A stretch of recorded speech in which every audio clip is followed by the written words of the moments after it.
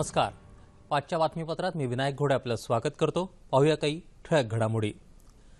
जनता दल युनायटेडचे ज्येष्ठ नेते नितीश कुमार यांनी आज बिहारचे मुख्यमंत्री म्हणून 5व्यांदा शपथ घेतली.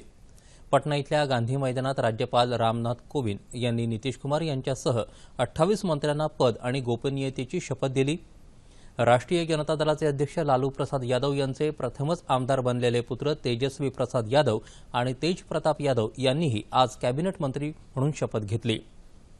आज शपथ घेतलेल्या मंत्र्यांमध्ये राजद, जदयू आणि काँग्रेस या पक्षांच्या सदस्यांचा समावेश आहे. या शपथविधी समारंभाला काँग्रेस उपाध्यक्ष राहुल गांधी आणि ममता बॅनर्जी, अखिलेश यादव, अरविंद केजरीवाल, तरुण गोगोई यांच्यासह 9 राज्यांचे मुख्यमंत्री उपस्थित होते. केंद्रीय मंत्री व्यंकय्या नायडू आणि राजीव प्रताप रुडी, पंतप्रधान नरेंद्र मोदी यांचे प्रतिनिधी या नात्यानं सहभागी झाले होते.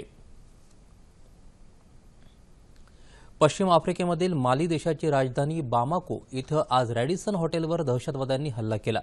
दोघा बंदूकधाऱ्यांनी हॉटेलमध्ये उतरलेले ग्राहक आणि हॉटेलचे कर्मचारी मिळून 170 जणांना ओलीस धरलंय.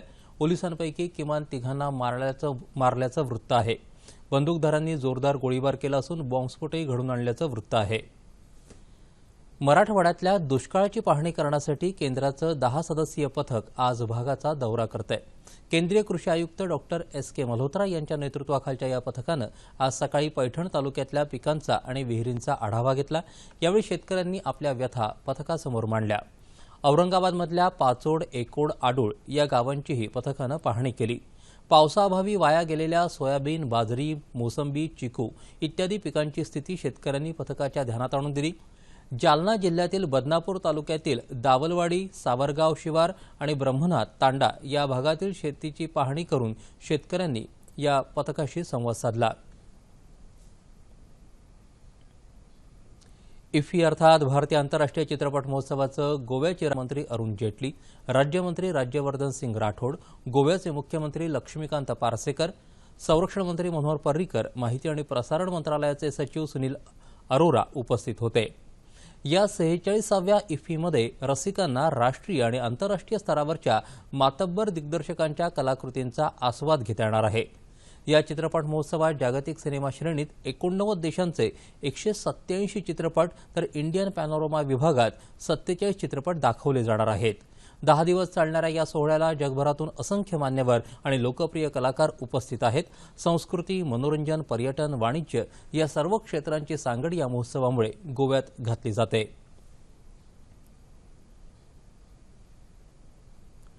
कोकण मराठी साहित्य परिषदेच्या वतीनं आयोजित 16व्या कोकण मराठी साहित्य संमेलनाला आज मुंबईत दादर इथं सुरुवात झाली. संमेलनाचे अध्यक्ष जयंत पवार, स्वागताध्यक्ष आमदार आशिष शेलार, कोकण मराठी साहित्य परिषदेचे संस्थापक मधु मंगेश कर्णिक, मुंबईचे माजी नगरपाल डॉक्टर जगन्नाथ हेगडे यांच्या उपस्थितीत उद्घाटन झालं. झपुर्झा हे साहित्य संमेलन विशेषांक, रंगमंच आणि सुरधा या कोकण मराठी साहित्य परिषदेच्या कवयित्रींच्या कविता संग्रहाचं प्रकाशनही यावेळी मान्यवरांच्या हस्ते झालं. कोकणातून 15 नोव्हेंबरला निघालेली ग्रंथदिंडी काल मुंबईत पोहोचली. ही ग्रंथदिंडी संमेलनात पोहोचल्यानंतर या संमेलनाला सुरुवात झाली.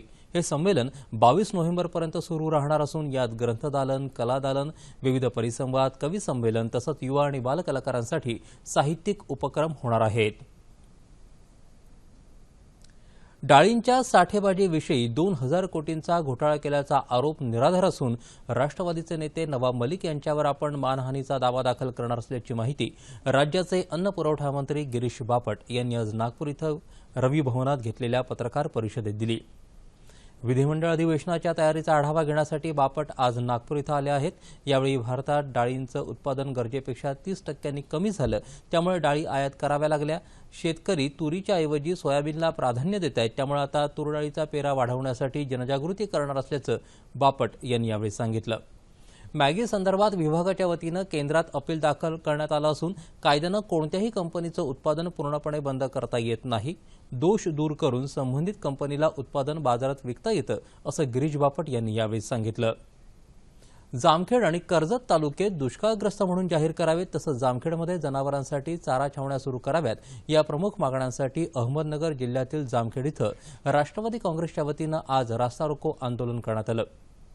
आवर्तनातून बंधारे बांधून द्यावेत, पिण्याच्या पाण्याचे टँकर्स सुरू करावेत, दुधाला चांगला भाव मिळावा अशा मागण्या आंदोलकांनी केल्या.